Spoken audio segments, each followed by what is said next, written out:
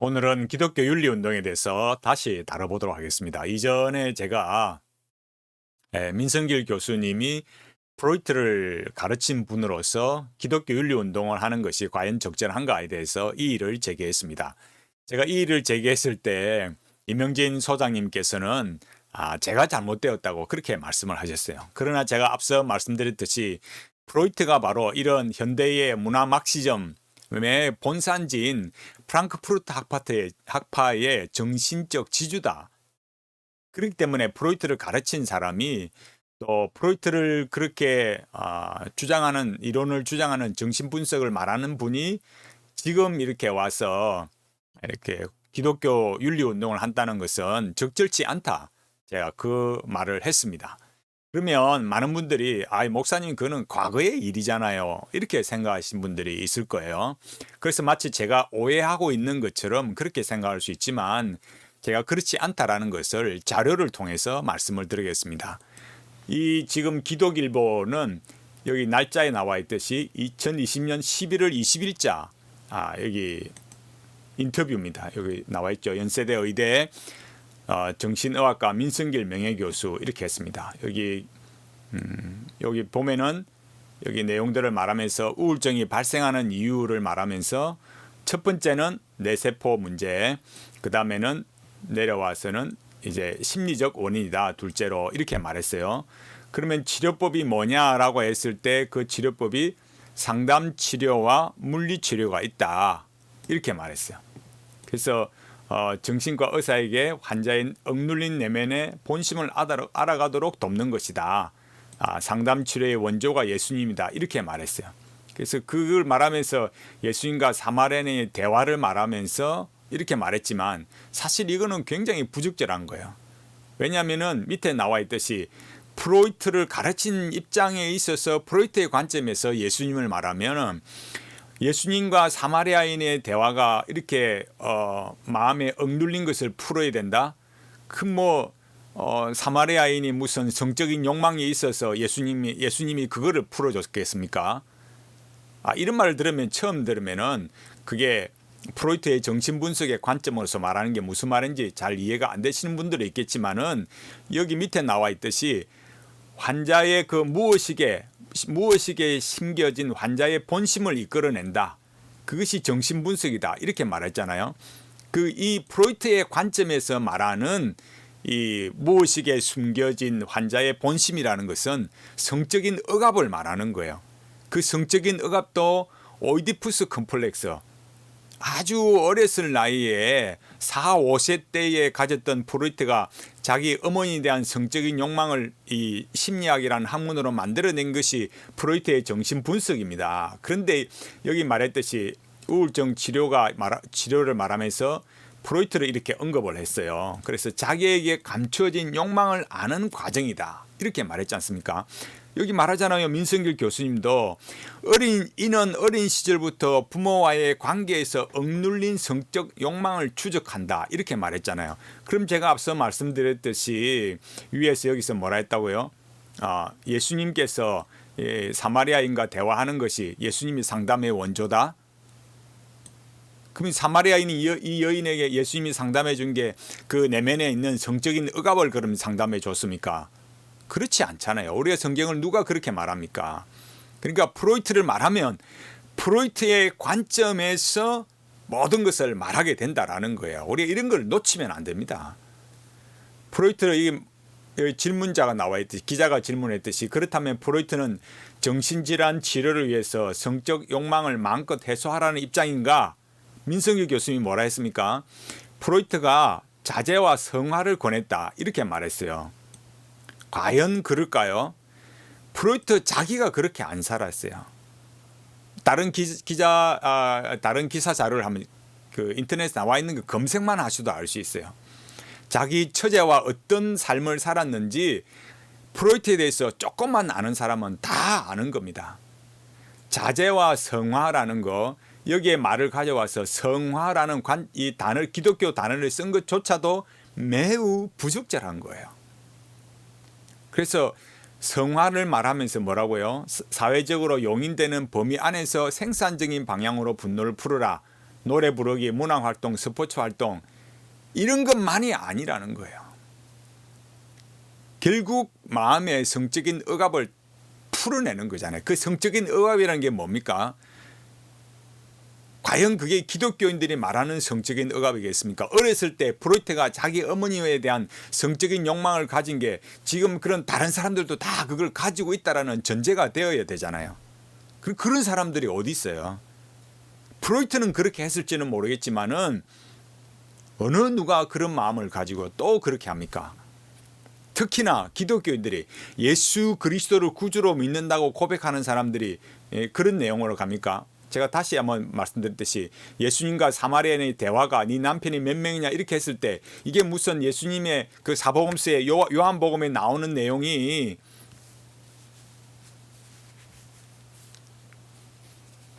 오실 메시아에 대한 말씀이지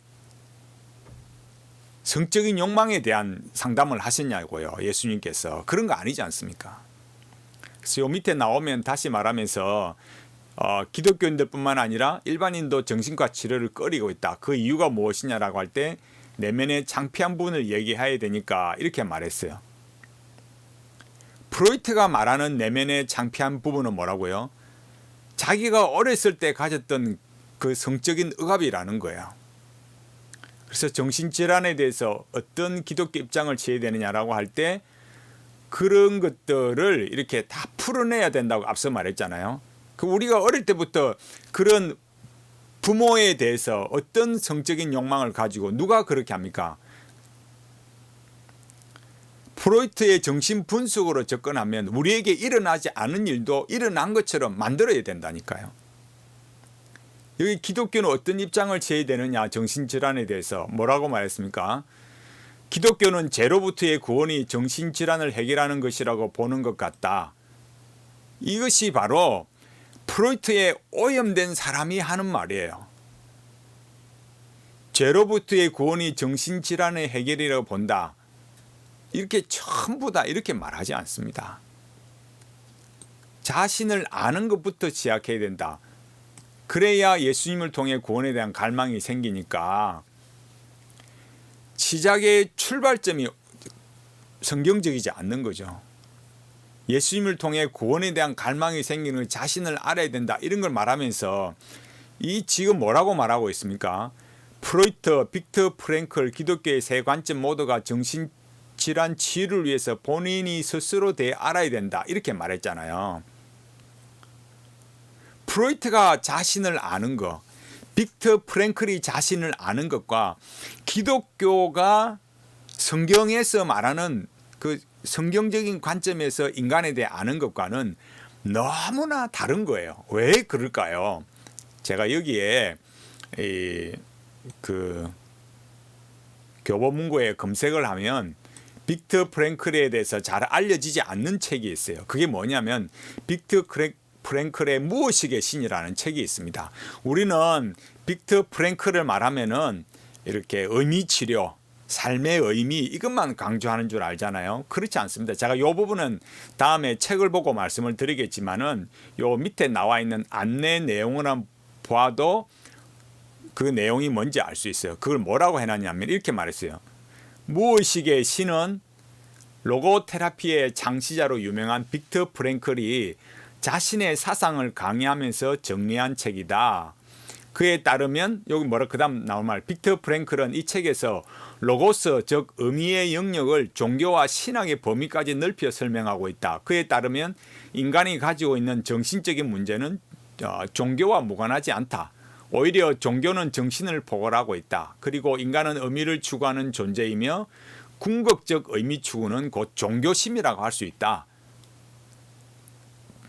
얼마나 놀라운 말입니까? 제가 여기 대해서는 다음에 이 프랭클의 무의식의 신 책을 보면서 제가 말씀을 드리도록 하고 여기에 말했듯이 의미 추구하는 인간이 의미를 추구하는 것이고 그런 존재이고 그리고 그 궁극적인 의미 추구는 종교심이다. 이렇게 말한 거예요. 그 종교심이 어디로 나온다고요? 무의식의 신이다 이거예요.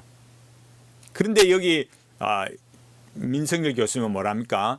이 세 관점 다 이 자신을 아는 것으로 같은 관점으로 이렇게 이 정신 해결을 위해서 자신을 아는 것처럼 이 모두가 다 알아야 한다고 강조한다고 말함으로 해서 마치 같은 관점을 말하는 것처럼 읽는 사람으로 하여금 그런 이해를 하게 만들잖아요. 그렇지 않다라는 거예요. 프로이트의 정신 분석은 무의식 안에 어렸을 때부터 부모에 대한 그 성적인 억압, 그런 갈망의 억압 이런 것들을 가지고 있고 오이디푸스라는 것으로 오이디푸스 이론을 이렇게 왜곡시켜서 만들어냈고 여기 빅터 프랭클도 마찬가지로 결국은 인간에 가지는 그 의미가 결국은 종교적인 의미이고 그 종교적 의미가 우리가 말하는 그런 신이 아니고 무의식의 신이다 이거예요. 그런데 이렇게 말하면은 어떻게 되냐, 기독교와는 안 맞다 이거죠. 그럼 뭘 해야 되냐라고 할 때 여기 밑에 나오는 것이 정신건강을 해야 될 습관이 뭐냐라고 할 때 대화를 많이 하고 자신의 문제를 털어놓고 공감대를 형성하는 것이 중요하다, 이렇게 말을 했어요. 그렇게 말하는 걸 이렇게 자꾸 대화를 해서 풀어내는 걸 뭐라 하냐면은 자유연상법, 정신분석에서 자유연상법, 자유대화 뭐 이런 방식으로 어떻게 말을 하는데 그 자유연상으로 말하는 것들이 실제로 지나간 이 뭐라죠, 그 역사에서 얼마나 그게 심각한 문제가 일어나는지 제가 앞서도 말했듯이 많은 문제가 있었다고 했잖아요. 왜 그렇느냐, 정신과 의사가 그 환자의 마음에 있는 거를 덜추어내고 이야기를 하면서 그 환자 자신이 가지고 있는 그 경험이 아니라 그 순수한 경험으로서가 아니라 정신과 의사가 의도하는 대로 그 환자의 경험을 이렇게 조작해 가는 거예요. 그 말은 대화라 하고 공감이라 하고 이렇게 말하지만 실제로는 정신과 의사가 원하는 대로 이렇게 상담을 해갈 수 있다, 이런 지적들이 계속해서 있어 왔던 거예요. 그래서 여기 말했듯이 정신과 의사나 목회자에게 상담의 핵심은 듣는 것이다 이렇게 말했지만은 실제로 많은 부분에 있어서는 그렇지 않다라는 거예요. 그리고 여기 나와 있듯이 여기 정신과 의사로서의 치유 대화법을 말한 다음에 무엇인가 이 조언에 대해서 말했잖아요.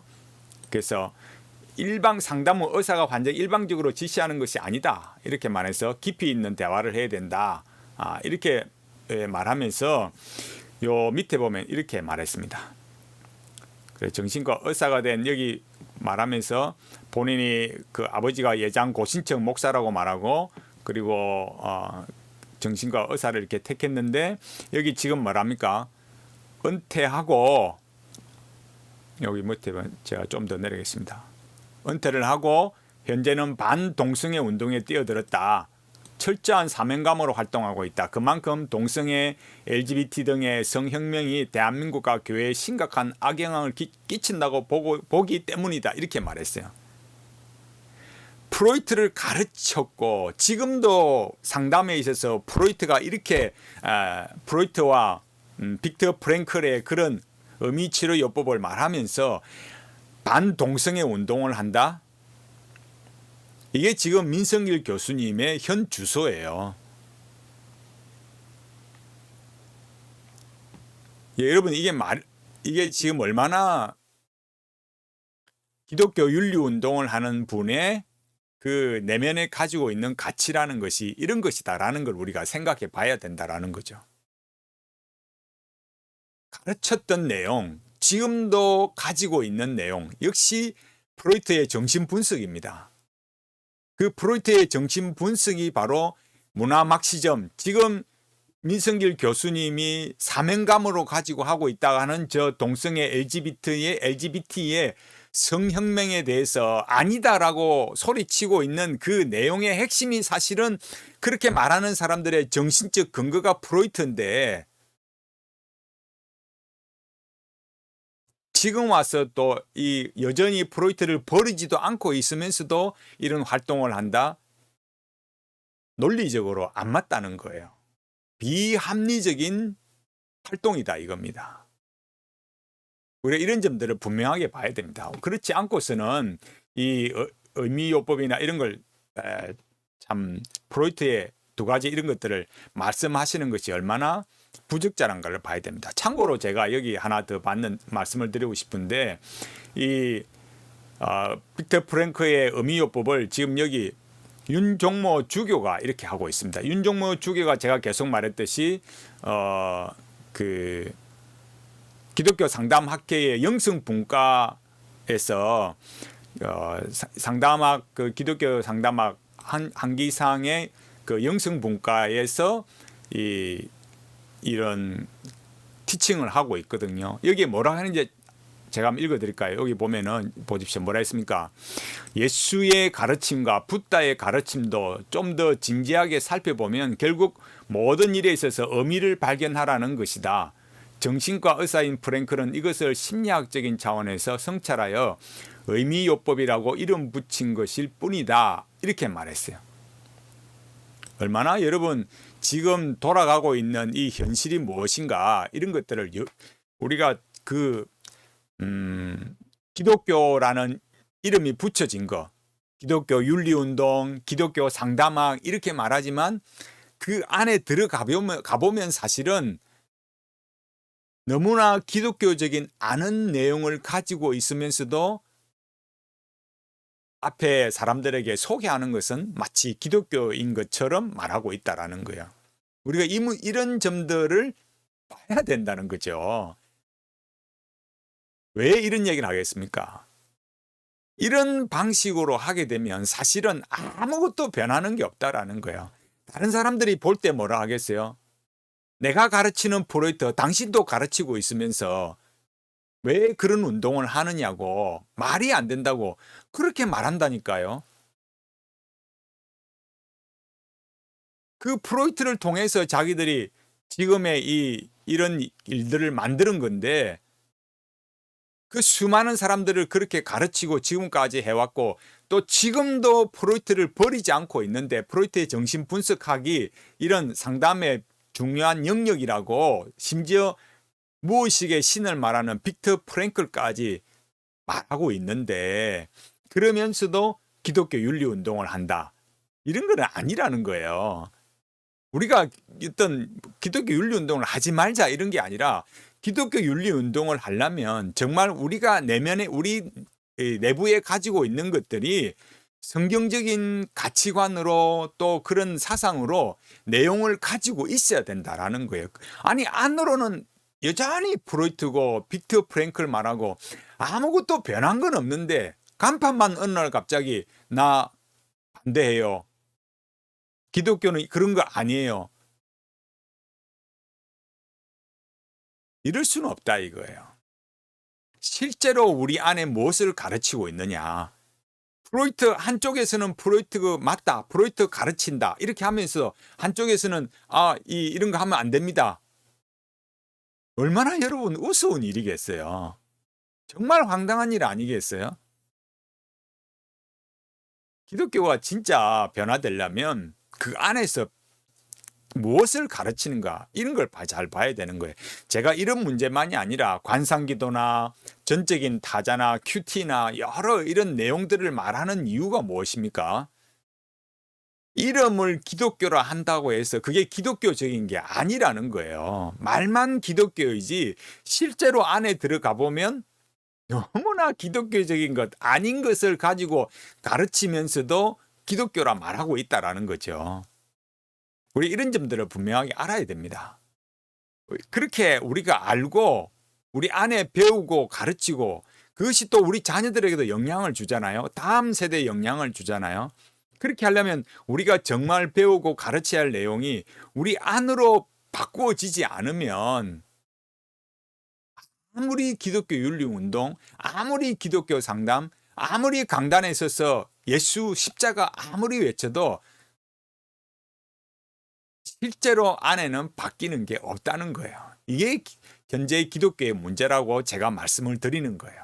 그래서 우리가 좀 더 분명하게 이런 우리 안으로 변화가 일어나야 된다. 그래야 우리가 하는 일들이 지속적으로 계속해서 좋은 결과를 만들어 갈 수 있다. 이런 것들을 말씀을 드리는 거예요. 제가 뭐 기독교 윤리운동 이런 것 자체를 반대한다고 그렇게 말하는 것이 아니라 그렇게 말하는 분들이 사실은 내면에 프로이트를 가지고 있고 다른 것들도 가지고 있으면서 기독교 윤리운동을 말한다는 것은 비합리적이고 비논리적이다. 정말 실제적으로 변화되어야 할 것. 우리 내부에 우리 안에 말하는 것들이 내가 그것이 하나의 직업이고 또 아니면 내가 생존에 필요한 것들이라도 내가 정말 기독교인이라면은 성경적인 것으로 변화되어야 된다. 그래야 이 우리의 이 기독교 신앙과 또 이 기독교 윤리 운동 이런 것들도 마찬가지로 변화가 일어난다. 우리 이런 것들을 좀 진지하게 생각해 보자는 거예요. 오늘 제가 여기 다시 한 번 더 자료를 가지고 말씀을 드리는데 제가 그냥 캐캐묵은 옛날 이야기 가지고 하는 게 아니라는 것을 오늘 자료를 통해서 잘 아시게 될 겁니다.